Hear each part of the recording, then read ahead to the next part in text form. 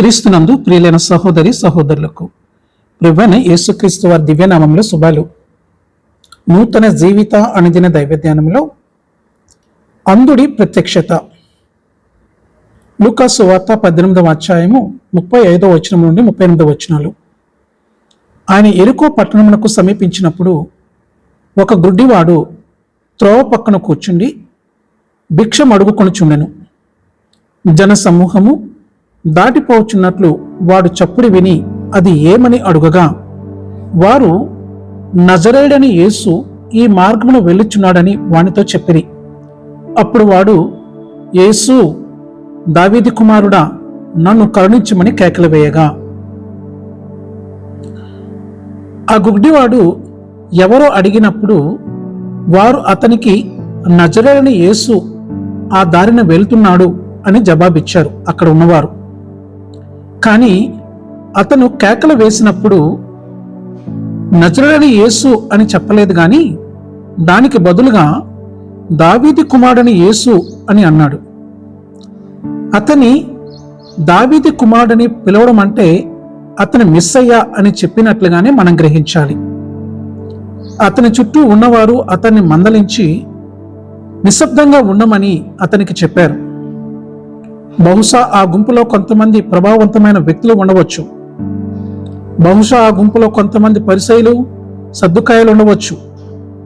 వారు బాధపడతారని భయపడ్డారు.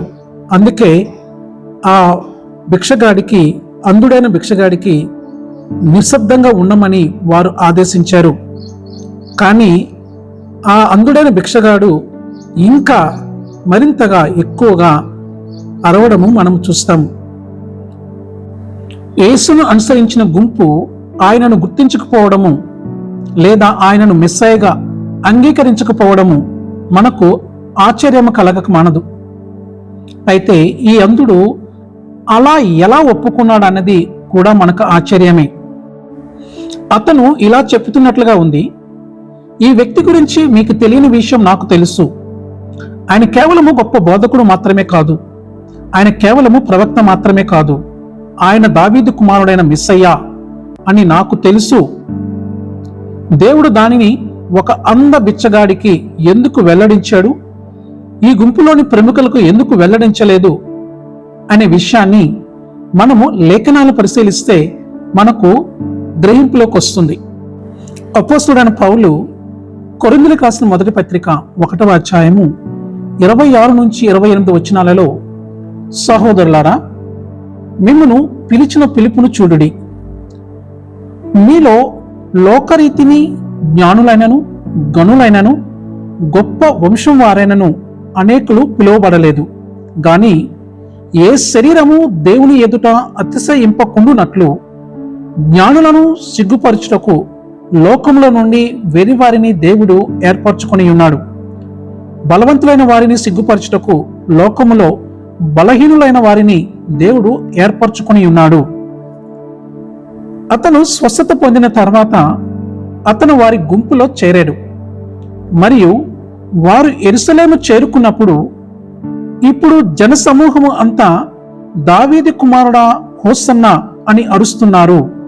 ఈ అంధుడు ఆ జనసమూహాన్ని ధైర్యంగా ఉండేలా ప్రభావితం చేశాడా అని నేనైతే ఆశ్చర్యపోతున్నాను. ఎవరూ మిమ్మల్ని బెదిరించకూడదు లేదా నిశ్శబ్దంగా ఉండడానికి మిమ్మల్ని భయపెట్టకూడదు. ఇంటి పైకప్పుల నుండి అరవండి. మరియు మనకు ఎవరైనా బాధ పెడితే భయపడవద్దు. యేసు శరీరంతో ప్రత్యక్షమైన దేవుడు. ఆయన అదృశ్య దేవుని స్వరూపము. ఆయన మొదటివాడు మరియు కడపటివాడు. ఆయనే ప్రారంభము మరియు ఆయనే ముగింపు. ఆయన ఆల్ఫాయు, ఆయన ఒమేగాయు. ఆయన దైవత్వం యొక్క సంపూర్ణత అంతా ఆయనలో శరీరకంగా కనిపిస్తుంది, అది నివసిస్తుంది.